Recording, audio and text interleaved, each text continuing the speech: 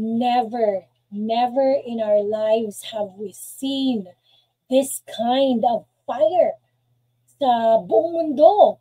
Like, ngayon lang talaga, grabe yung, alam mo yung ilang cities na yung may fire, tapos hindi siya normal kasi grabe yung hangin, kaya yung pagkalat ng fire, grabe talaga. Kaya let's go ahead and see guys kung anong dahilan ba talaga ng wildfire na to. Bakit ito nangyayari sa California? Let's go ahead and find out.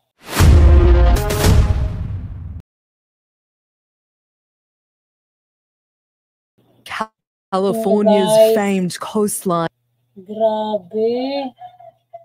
Grabe yung mga buildings. Ubus talaga, guys. Flattened and charred. The scale of this disaster hard to comprehend.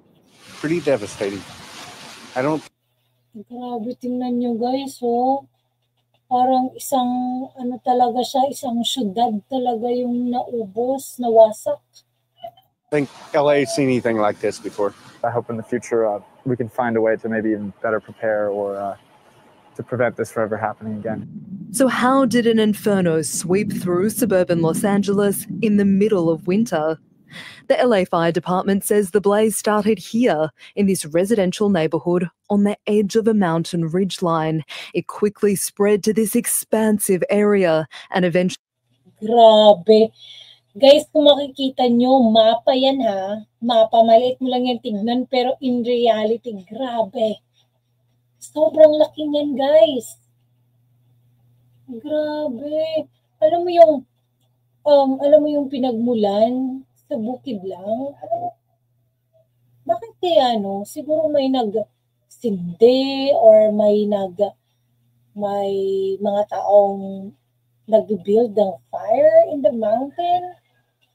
Ewan ko lang talaga kung ginawa ba talaga to sinadya or talagang merong nag-create ng fire or the nature creates fire itself. Ewan ko lang guys, pero alam nyo, hindi talaga to normal eh. It's the sign of the end times. Malapit na talagang bumalik si Jesus Christ. Actually, new fires broke out in other parts of the city. There you go. Also in Hearst, in Sunset, and in Eaton, California. Grabe. Never in the world have we ever heard a wildfire like this. Talagang California lang, no? Ano kaya ang meron sa California, no? That God is pouring out His wrath. If I'm not mistaken, nasa Los Angeles, California, yung Hollywood, right? Yung Hollywood where everything is there. Lahat ng kahilayan, lahat talaga ng kahilayan nandun na. Alam mo yung mga movies, lahat nandun. Kaya siguro, I'm not judging. I'm just stating the fact.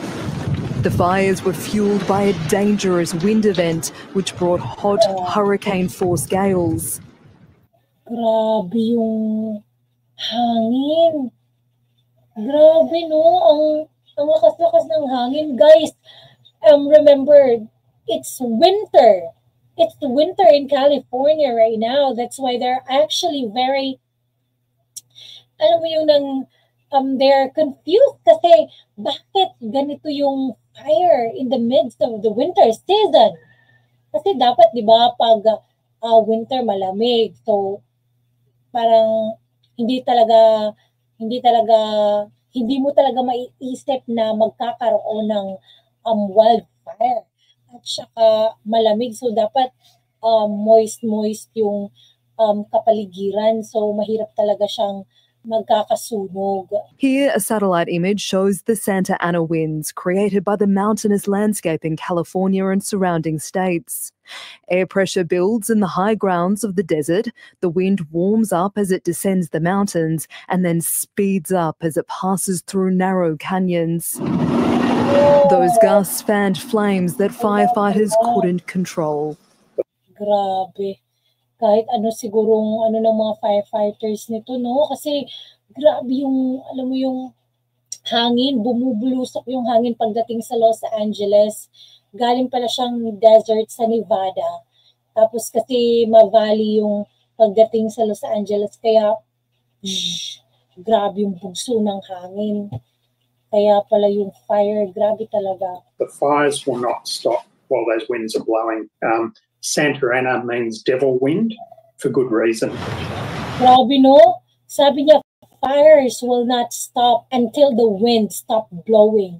So hanggang, anong mangyayari dito? Kung hanggang isang buwan yung fire, isang buwan din yung, kung isang buwan yung, alam mo yung hangin, isang buwan din yung wildfire. Grabe, kasi kasi sabi niya, hindi daw matatapos yung wildfire hanggang merong hangin. Another factor, extra dry conditions this year, an excess fuel load in the area. There's been very little rain at typically the time of the year when there is helpful rain. This is Wow. So sabi niya, dapat winter, there should be rain, but there was very little rain. Sobrang tuyo daw yung paligid. Sobrang tuyo daw yung California. Kaya pala. So, as we were thinking, na moist kasi winter, di ba? Yung pala wala kasi walang ulan. When Southern California gets its needed rain for the entire year during the winter months, it just hasn't happened. The parched... Grabe, no? Pag talaga si God's will, pag talaga plano ni God, wala tayong magagawa eh.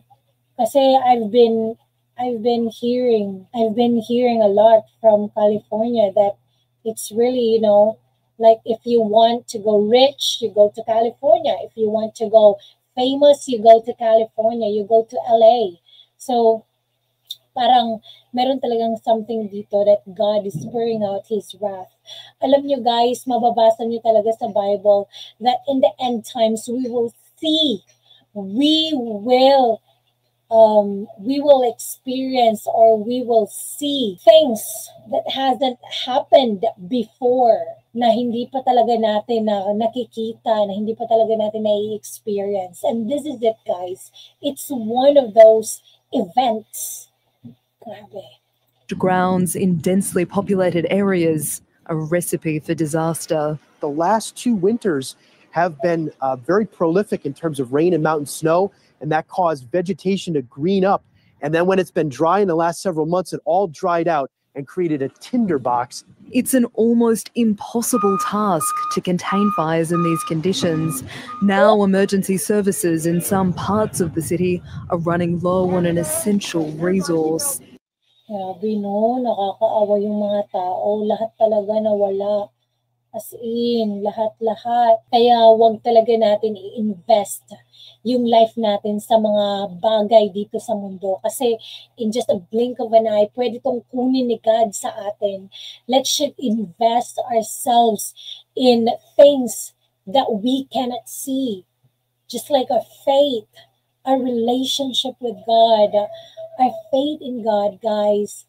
This is really the end times. Jesus is coming very, very soon. Grabe. 100 fire engines, flowing water. We are gonna stretch our water system. Grabe, meron na nga silang mga I don't know if that's helicopters. Alam mo yung nagsha-shower ng rain, pero grabe, hindi talaga ma-stop tong wildfire na to sa sobrang lakas ng hangin. Grabe. These fires forcing residents and authorities to redefine disaster season.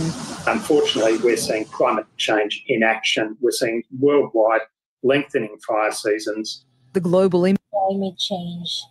That's right. It's really because of climate change. Imagine in the last 2 winter in California, remember the guy said earlier, na grabe yung amount ng rain, ng snow, kaya yung vegetation nag-flourish. Pero this couple months, last year, the couple of months that passed by, wala daw enough na rain. Kaya tuyo yung mga mga bukid, yung surroundings, kaya grabe. Impacts of these fires still unfolding. Isabella Higgins, ABC News. Nakakaawa yung mga tao sa California, no? Pero guys, we should not be, alam mo yun, hindi dapat tayo maging kampante. Kasi if that happened to California, that could happen everywhere else in the world. Kaya yung dapat natin gawin, guys, is really to pray. It's really to ask God for protection. Ask for Jesus to be with us. Kahit saan tayo magpunta, kahit every day, when you wake up, ask God for protection. At importante talaga, guys, you should have Jesus Christ. You should have relationship with Jesus Christ. Kasi yun talaga yung gusto niya, guys. Kaya, let's pray for the people in California that their minds will be open, their hearts will be open, that during this event, their eyes will be opened, that God really wants them to repent. So let's pray that the people there would repent and turn away from their wicked ways and go back to God. Kasi yun lang talaga, guys. Yun talaga yung sikreto doon. Though we will still have problems and trials in this world, even if we have Jesus Christ in our lives already. But the good thing is we can do all things through Christ, which strengthen us. Yes, He will strengthen us. He will give us the courage to go on. He will give us the strength. Kaya guys, I pray na yung mga tao sa California, they will have comfort in Jesus. They will have hope in Jesus. So guys, what are your thoughts and reactions to this? Please leave your comment and don't forget to subscribe to our channel and click the notification bell as well so that you'll be notified for our future videos. Thank you guys for watching. Bye.